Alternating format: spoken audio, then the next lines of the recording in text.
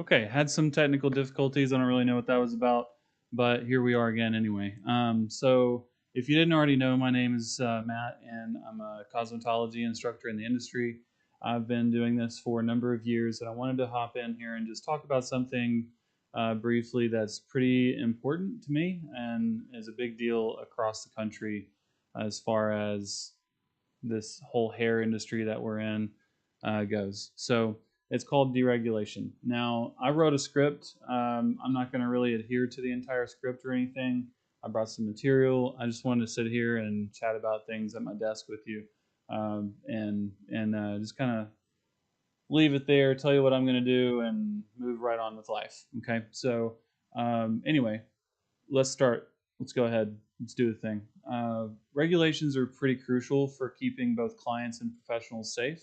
That's why whenever hair people go off to test, they're usually hearing the phrase minimum competency, safety, sanitation, those sorts of things. Because at the end of the day, you want to know that when you go in to get a service done, whether it's having your hair done, getting a haircut, having your makeup done, your nails, any of those other things, aesthetics, all those different services. You want to know that you're in a safe place. It's first and foremost going to be sanitary, and that the person whose chair you're sitting in is definitely going to be someone who has at least the minimum amount of competency.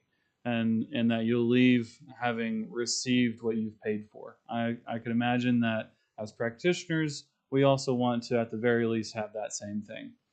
Um, so, that said, if you've been in the industry for a little while, like I have, you've probably noticed that a lot of changes are happening in the different states with required hours being reduced and things like that going on. Some states don't even do practical tests anymore. And that's something that I personally think that it's important to be able to know what the standard is, not just in like your school settings, but also to say when you go into an establishment, you should know that everyone is in some way on the same page. A fade is a fade is a fade. What is a one length haircut? All these different things have so many different like languages and ways to refer to things. At the end of the day, the purpose of like regulation and whatnot is just to make sure that everything is safe, sanitary, and that we can conduct like a reputable form of business together. So that said, cosmetology schools in particular are essential for training these skilled professionals. These future professionals, when they graduate, they go out and they take their tests in various states. They have different kinds of tests. Some areas have a range of hours from 1,000 hours to 1,500 hours. Sometimes it's more than that. Some states will require a practical test as well as a written theory test and a law portion test. Some states will even require, depending on the type of license that you're getting, that you even have college credits. So there's all kinds of different things depending on where you are in different parts of the country that can have a lasting impact on your ability to provide for yourself as a professional. But at the core of everything, it's always, always, always about safety and sanitation. As we just went through a pandemic like 4 years ago, we definitely know that those things are super important to us being able to continue doing business in the first place. So I wanted to hop on here and encourage everyone and share something that I pulled out of the Milady textbook. This is an older book. It is page 6 out of the first chapter of the book. Just a little excerpt that I wanted to read and then leave you with some thoughts. So, a term to encompass a broad range of specialty areas, including hairstyling, nail technology, and aesthetics, is cosmetology, also described as appearance enhancement. Cosmetology is defined as the art and science of beautifying and improving the hair, skin, and nails, and includes the study of cosmetics and their application.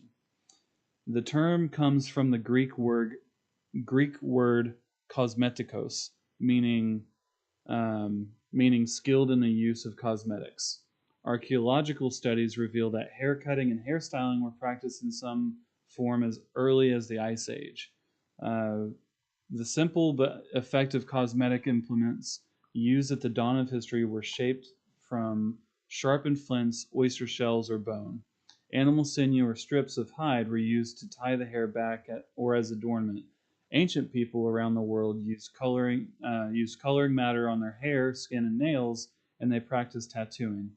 Pigments were made from berries, tree bark, minerals, insects, nuts, herbs, leaves, and other materials. Many of these colorants are still used today. I wanted to share that little piece because I believe, first and foremost, the access to information is what gives us the ability to make informed decisions. And that's super wordy. It's a long-winded version to say something that my friend and someone who I really look up to in this industry, DJ Muldoon, says knowledge destroys fear, right? So to me, if knowledge destroys fear, we have to be able to access information. And if deregulation continues in the way that it is, eventually you'll see a lot of schools close. A lot of things that we don't want to see happen in the industry will start to happen. I have spent most of my career in the southern states, and I see it happening out where I live now.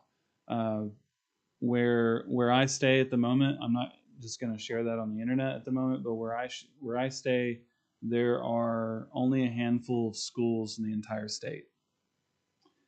Uh, and the state that is managing everything is very dated in the ways that they do things. So you might be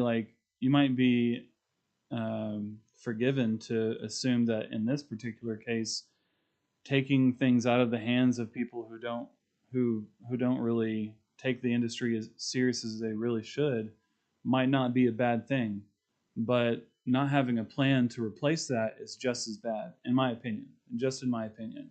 So I think that it's important for us to be informed, and so I wanted to share with you some things that you could do in order to advocate for the industry in your own way.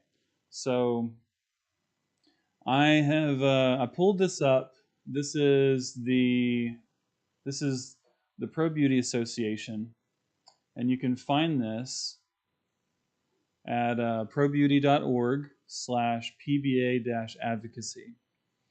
And at that web page, you'll find a number that you can text. It's 52886. Just text Pro Beauty to that number, and you can sign up to be an advocate to prevent deregulation in our industry. They'll send you all kinds of information about bills that are being proposed and different fights for legislation that could possibly improve salons and all kinds of other things. And I specifically pulled up this particular piece of literature. It's the Content Strategy Worksheet. Excuse me, wrong PDF. It's the Deregulation 101 PDF from their toolkit. And the big thing here that I wanted to just bring to your attention is that this is something that we can all access without any kind of a paywall or barrier. It's easy to engage with PBA. They're an organization that was formed by hairdressers for hairdressers, and I've always been a big fan of what they're doing. Whether it's the North American Hairstyling Awards or Beacon, or this particular piece of the platform itself, I highly recommend you check it out and take your time to read through the toolkit. This is just one of many PDFs that are included in that, and wanted to leave you with a little bit of information and say that to me this is super important, right? To anyone else in the industry, I would imagine that being able to say that there's a standard we have to all reach in order to become professionals and not just get everything off of YouTube is super, super important. And I say that kind of in jest because here we are on YouTube. I'm filming this video, doing this live stream on my YouTube channel. with the Milady textbook in hand, talking through important things that are going on in our industry. And what I wanted to just share with you is that what I plan to do is to continue sharing pieces of my theory textbook that I wanted to share and say access to this information should be kept within the schools, right? You should be guided through this process. And if deregulation continues and we lose that opportunity, then there's a possibility, in my eyes, and I would love to be mistaken, but in my eyes, we could possibly lose access to that stuff. And I think of, and this might be dramatic, but I think of uh, Constantinople. And Constantinople, when the city was sacked, there was a great library there that had tons and tons of literature that is now lost because the library burned down. And because of that loss of literature, we no longer have access to that information. The possibility to learn from our past is how we get better in the future. And it's the confusion of that information that puts us in places like we are right now. So that's just my perspective. I want to share that and hopefully encourage you to if you're in school, become that person who everyone looks at and says, "Wow, they're super engaged. I'd love to follow them through through the industry and see what they do with their career." If you're out of school and you'd love to advocate and be involved in this kind of stuff, I'd highly encourage you to check out probeauty.org and text 52886 probeauty um, to sign up as an advocate. So in any case, I'm going to continue making my little haircutting videos and having fun on the internet. And next week we're going to be in Los Angeles, spending some time with some friends and visiting some hairdressers out there. So I hope you guys have an awesome week, and I'll see you the next one.